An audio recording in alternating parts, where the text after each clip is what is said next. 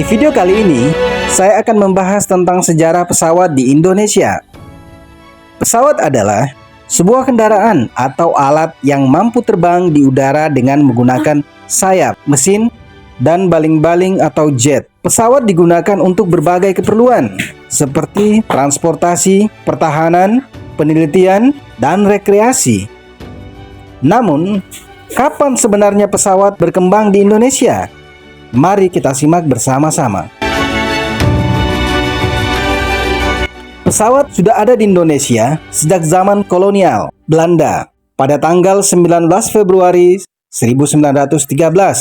Penerbangan pertama di Indonesia terjadi di Kampung Belwerti, Probolinggo, Jawa Timur. Penerbangan ini dilakukan oleh seorang penerbang asal Belanda bernama Hilgers yang menggunakan pesawat militer buatan Belanda yang dikenal sebagai Autotram. Pesawat ini didatangkan langsung dari Belanda dengan cara diangkut menggunakan kapal laut. Namun, penerbangan ini gagal karena pesawat jatuh setelah lepas landas.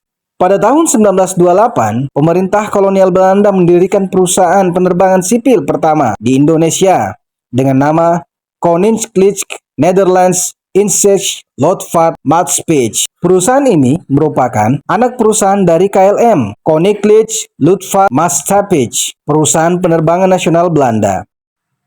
Pada masa pendudukan Jepang, 1942-1945, industri penerbangan di Indonesia mengalami kemunduran. Penerbangan perusahaan Belanda dibubarkan atau disita oleh Jepang. Pesawat-pesawat yang ada digunakan untuk kepentingan militer Jepang atau dibongkar menjadi besi tua. Hanya ada satu perusahaan penerbangan sipil yang beroperasi pada masa itu, yaitu Dai Nippon Koku Kobushiki Kaisa atau DNKKK atau Japan Air Transport Corporation. Perusahaan ini merupakan perusahaan penerbangan nasional Jepang. Setelah kemerdekaan Indonesia pada tahun 1945, industri penerbangan nasional mulai bangkit kembali. Pada tahun 1946, didirikan perusahaan penerbangan pertama yang dimiliki oleh Indonesia dengan nama Indonesia Airways. Perusahaan ini merupakan hasil nasionalisasi dari KNILM yang disita oleh pemerintah Indonesia. Indonesian Airways mengoperasikan pesawat-pesawat bekas KNILM yang masih bisa digunakan, seperti Douglas DC-3 dan Lockheed L-14. Pada tahun 1949, Indonesia Airways berganti nama menjadi Garuda Indonesia Airways. Nama Garuda dipilih sebagai simbol kebanggaan dan kekuatan bangsa Indonesia. Garuda kemudian menjadi perusahaan penerbangan nasional Indonesia yang terus berkembang hingga saat ini. Selain Garuda, ada juga perusahaan penerbangan lainnya yang berdiri dan beroperasi di Indonesia. Beberapa di antaranya adalah Merpati Nusantara Airlines 1962, Mandala Airlines 1969, Borak Indonesia Airlines 1970, Simpati Air 1968, Pelita Air Service 1970, Lion Air 1999, Sriwijaya Air 2003, Batik Air 2013, Citylink 2001, dan lain-lain.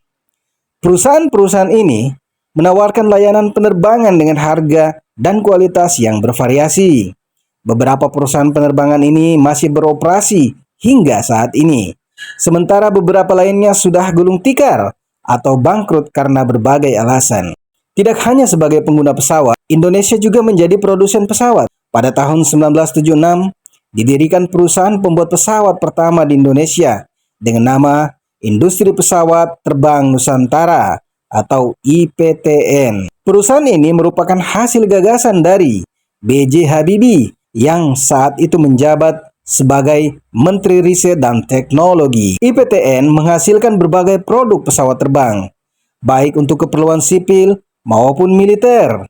Beberapa produk unggulan IPTN antara lain N250 Gatot Kaca, N2130, CN235, dan NC212. Pada tahun 2000, IPTN berganti nama menjadi PT Dirgantara Indonesia, PT-DI.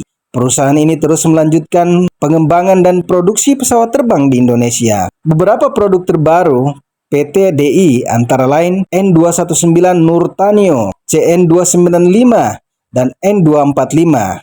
Selain itu, PT DI juga melakukan kerjasama dengan perusahaan-perusahaan penerbangan asing seperti Airbus, Boeing, Lockheed Martin, dan Eurocopter untuk memproduksi komponen-komponen pesawat terbang. Itulah ulasan tentang sejarah pesawat Indonesia. Semoga video ini bermanfaat dan menambah wawasan kita semua. Jangan lupa like, comment, share, and subscribe channel Aini Project. Sampai jumpa di video selanjutnya. Terima kasih.